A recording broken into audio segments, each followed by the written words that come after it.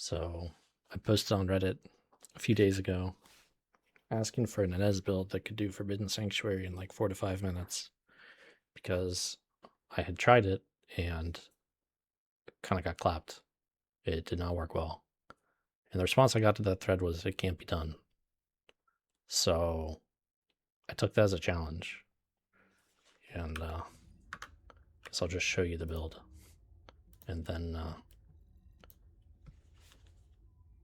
well, I'll show you the run first, and then I'll put a timestamp for the build for people that just want to see it and then plan to like leave.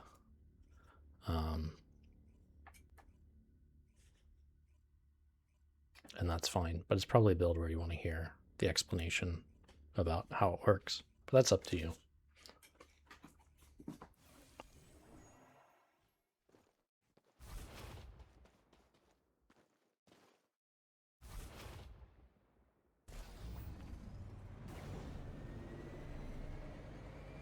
The downside to this build is you're gonna have Ines's ass in your face the entire time, so.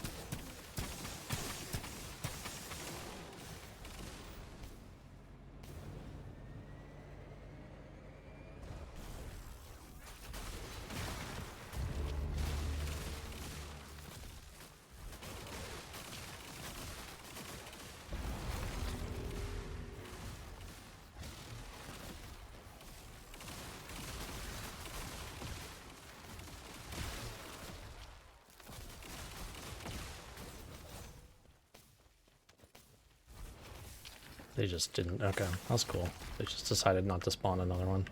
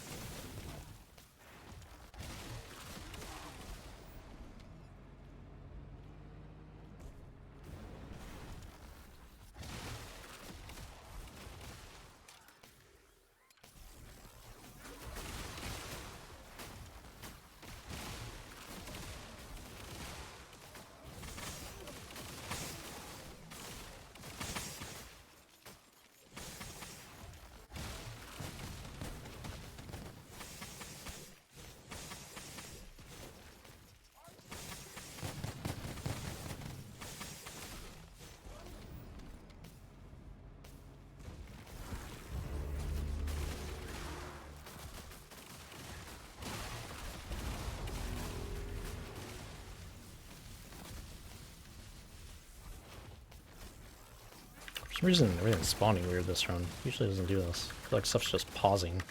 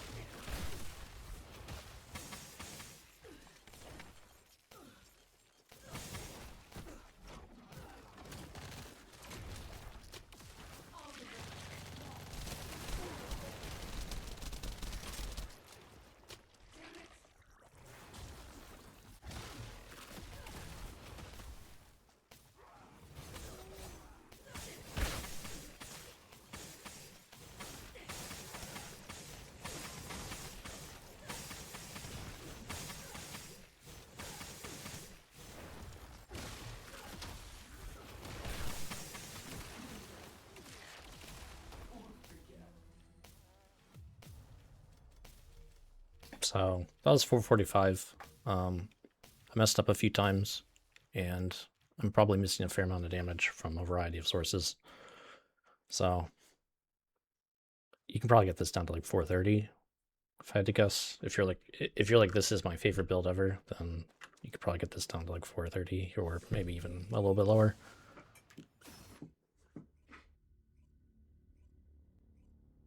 So I'll show you the build now.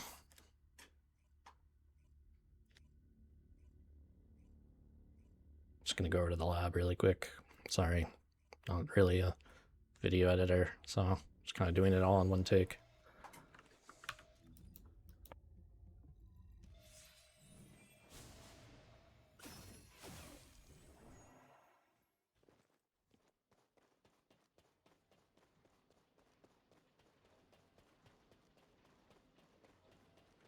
Welcome, descendant. So I'll show you the build that I ran. I'll show you a few different builds. I'll show you the build that I ran for that, and then I'll show you a build that's actually like easier than that one even, but it might be like a few seconds slower, which is honestly not that much considering how much easier it is. This is sort of, actually here, let me, there's a setting I should turn on. My computer crashed when I was recording this the first time, so I had to reinstall Windows completely. It was really bad. It's not a 4K HP build. In fact, it's far from that. There's a few different, actually, let me just do the dine and dash. Let me just show everything. So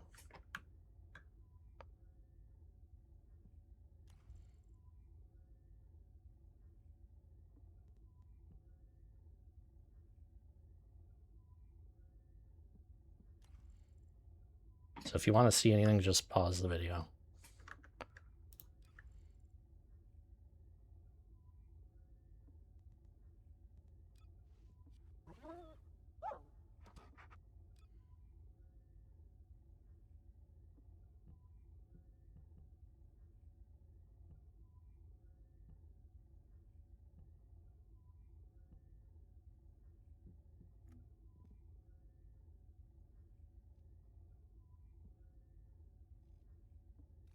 All right, I think that's everything.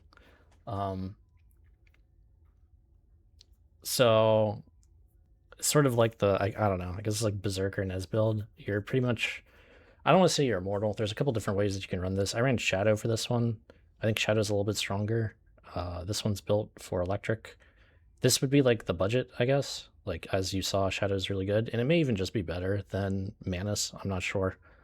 But basically, like, I've also done like pretty much the exact same clear time on Manus.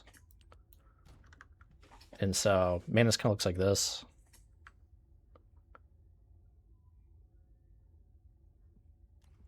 And then electric's a bit more damage than cold, but you can still run cold. I've done it.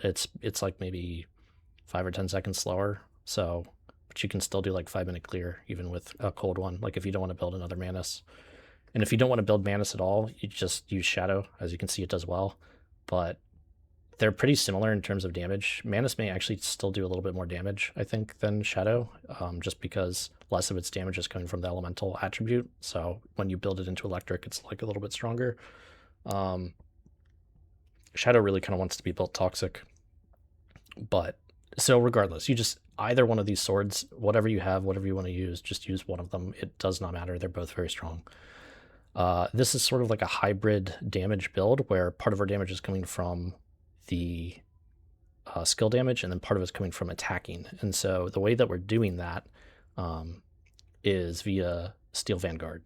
So there's a few different things on Ines on how you scale her damage. She's not super intuitive in how she does it. So basically her AoE is so good that we are investing heavily in her single target. And because of the layout of Forbidden Sanctuary, like we still have a range bond here. So like if it was more spread out, it wouldn't really matter that much. But Forbidden Sanctuary is kind of close together, so you can get away with it more. This isn't really doing much on the clear at all. This is just for killing the bosses. And you may think this doesn't do that much damage, but it does. It does a lot of damage.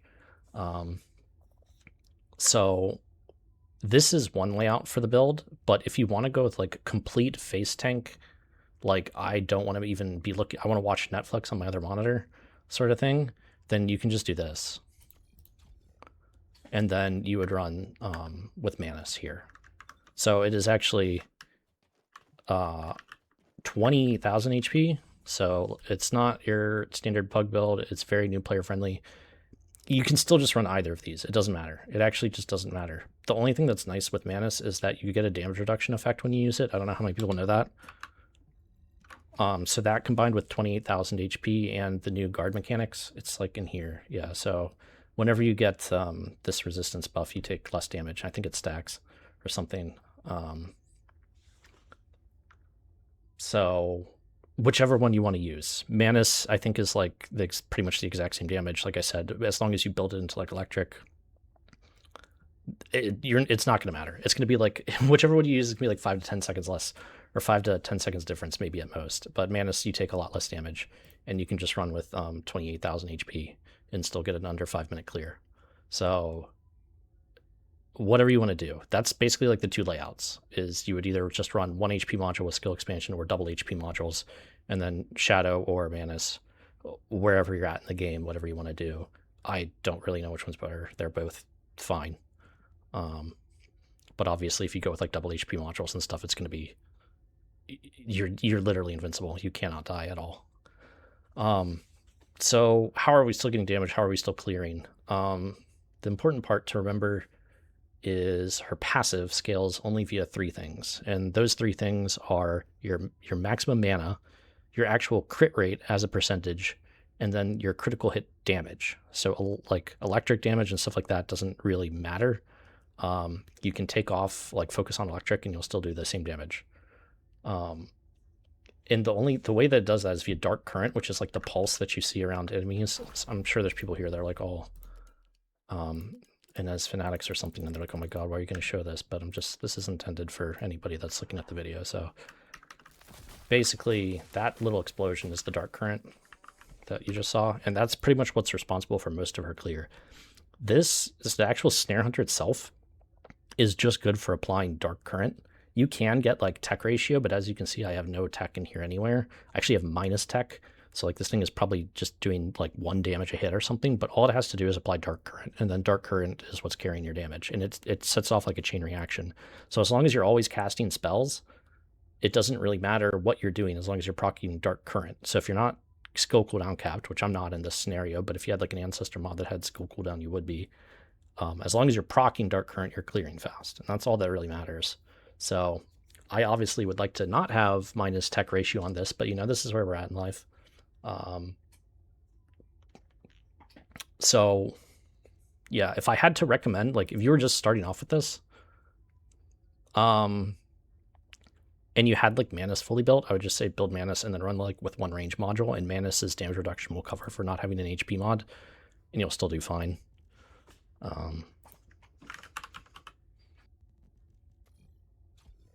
So this is just like the more generic. So this is kind of like what I run more, just because it works in other missions that aren't Forbidden Sanctuary. So it's however you want to do it. So let me show you Steel Vanguard, because you're probably like, wow, like there's no way this does that much damage, right? So this is the one build that I was suggesting, which is with the double HP mods. Just gotta reset this thing really quick. So the reason that Steel Vanguard is nice is that Ines is custom resource, and if you're just spamming her like her 3 and her 4, then you're gonna run out of your custom resource. But what Steel Vanguard does is makes it contributes. I'll just show you. It contributes a ton of damage. This is gonna like knock it away, but so like the actual skill damage there you saw was I don't know. I guess we didn't crit on either. I'll just do it again after this. But we didn't crit on either hit of our dash, and it did, you know, 12 million or something. But then Steel Vanguard hit for another 90 million, which I'm pretty sure we missed a tick. It's usually over 102 million or something. So I don't know. I don't know why the dash isn't doing damage. Usually it does like 40 million damage or something. We're just like really unlucky with critical hits or something like that. You'll just have to trust me. So it normally does like 40 million, but like even in this case, like this is just consistency, right? You're like, oh, okay, well, Like in this case, it's doing, I don't know, how much is that? Like 20 times the damage it's contributing. And you only have to press it once every 15 seconds, right? So that's why that's doing so much damage. And that's because that's proccing, like, while we're doing attacks with our sword and we're built into like tankiness and stuff. You don't have to worry about dying, so you can just face mash on the keyboard with your weapons. It doesn't even matter if you're using Manus or Shadow. You can literally like use Thunder Gauge too. It's just whatever weapon you have that's going to do the most damage. And I'm pretty sure right now that's one of these two. But they're risky, right? Because you're in melee. Well, there's no risk anymore because you're invincible because you're playing like Berserker Ines. So you just like dash in and then start going to town on the boss and you just kill it. Okay, so I did 23 million that time. But yeah, I mean, I think, let me go over the other parts of it. Oh yeah, see, there you go, 105 million. All right, see, I wasn't lying. It usually does more than that. The what else do I need to go over here? Because I've shown it pretty much everything so far. Oh, inversion really quick, and I'll do the Arche Tuning after that, and then I'm pretty much done. So for this, you're just going into, it doesn't matter what you take from this. You want to make sure you just have the 2 sword mods. So like if you're doing Deus Ex, you want to do the other sword mod, which is this one. And if you're doing Manus, you want to do this sword mod. And then you just take swordplay enhancement mechanism. And I take the max mana because this is scaling the damage from your dark current or whatever it's called. But you can also just run this if you like want to spam spells more and you don't want to deal with, like, if you're not cooldown capped. It all kind of depends on your Ancestor mod, what you have. Like if you cooldown on your Ancestor mod, you can get rid of this and like cooldown on here and take like tech ratio or something because, you know, you'll get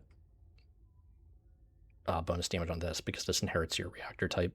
So the other cool part about this build is that you can run this against any content. So like if a dungeon comes out and it's electric resistance, you can just change your reactor over to toxic and then just run the toxic setup for Shadow, and now you can do that dungeon too, and you'll still just be face tanking it because you're like elementless. So much of your AoE damage from Dark Current is electric, as far as I'm aware. It might even be just non-element. I actually don't even know off the top of my head. I know it doesn't scale off of electric, but I don't know if it's actually considered electric for its type.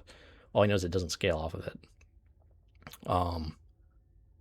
But the other thing real quick on this, I guess, is that because I was just talking about it, the crit rate is like twofold. I see some people not get like full crit rate on Ines. They don't go 100%, but that's part of the ratio. So it's actually like worse than missing crit damage because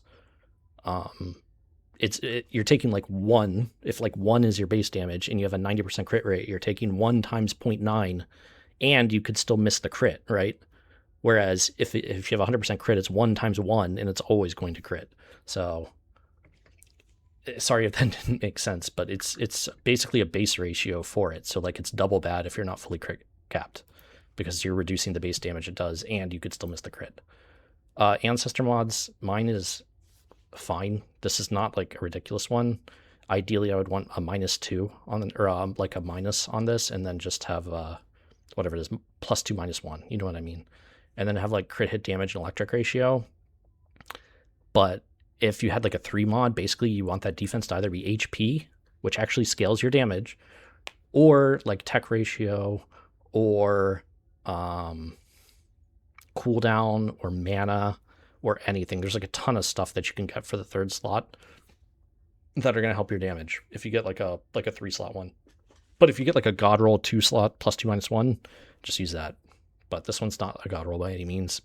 It's good. I like it, but you can still get a lot more damage out of this build with a different one. Arche Tuning, this is like self-explanatory. Skill power doesn't matter that much. We take it, but like this is just here, so we're at 100% crit rate. But you pretty much just want like take the HP, take mana, and then just like pick up some of the skill power. But like it's not an issue that you're missing like range because yet again like Dark Current just chain reacts and it doesn't matter if you're missing range. It doesn't matter if you're missing skill power because you're not doing damage with skill power. You're scaling off of mana and crit rate and crit damage, not skill power. Skill power has nothing to do with it. It does scale your Steel Vanguard damage, but so I think that's everything.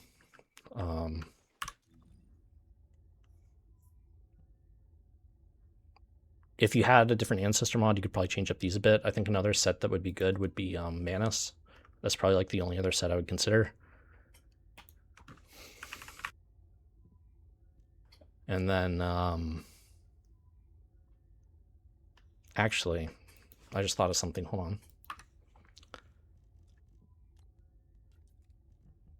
Just thinking about stuff mid-run for this. So,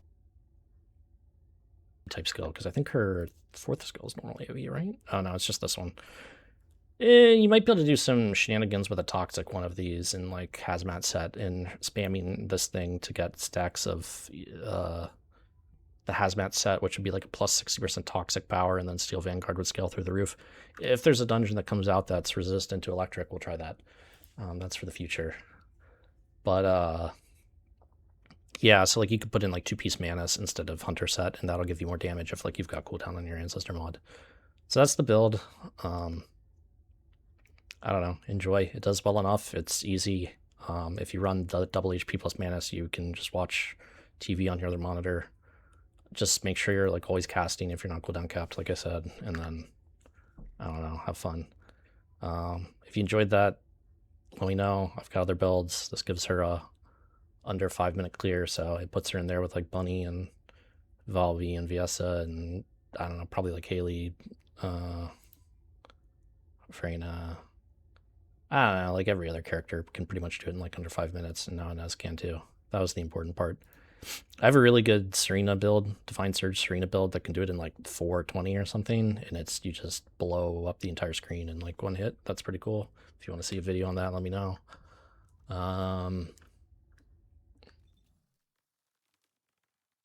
can't think of anything else. If I forgot something, I'll try to like edit it in, but I'm not. This whole thing was in one clip, like I said, because I'm not a video editor, so we'll see. Anyways, enjoy.